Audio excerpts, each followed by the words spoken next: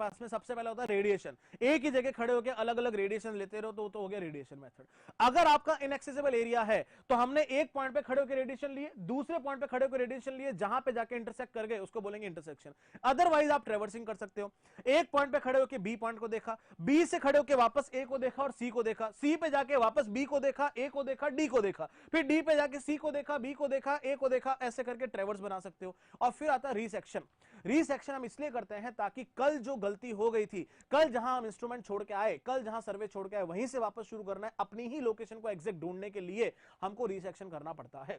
अब रीसेक्शन के लिए ही आपके पास में अलग अलग मेथड्स अवेलेबल हैं। 2 पॉइंट प्रॉब्लम आता है, 3 पॉइंट प्रॉब्लम आता है, 3 पॉइंट प्रॉब्लम आता है। 3 पॉइंट प्रॉब्लम अपने रीसेक्शन से रिलेटेड हुआ। अब 3 पॉइंट प्रॉब्लम में भी आपके पास में ट्रायंगुलर एक प्लेन मतलब कि क्या बोलेंगे, एरर ऑफ ट्रायंगल का मेथड आता है, लेमैन मेथड आता है, और भी 2-3 टाइप के मेथड उसके अंदर अवेलेबल हैं। तो this is related with the resection method. अगर इनएक्सेसिबल एरिया है तो हम करेंगे इंटरसेक्शन। रेडिएशन मतलब एक ही पॉइंट पे खड़े होकर करना रेडिएशन, लेमैन रूल, बिल्कुल सही बात है। अब हमें एक और चीज ध्यान रखनी है, एक ट्रेस पेपर मेथड भी होता है 3 पॉइंट रूल में। एक हमें चीज ध्यान रखनी है, हमें ये चीज ध्यान रखनी है कि ये हम कल जहां से इंस्ट्रूमेंट से, अब आप सोचो कि सर कल हम सर्वे करके जहां पे एंड करके आए वो तो हमको पता है हमने कहां एंड किया, तो आज वापस जाके ढूंढने में क्या दिक्कत है? ढूंढने में दिक्कत है।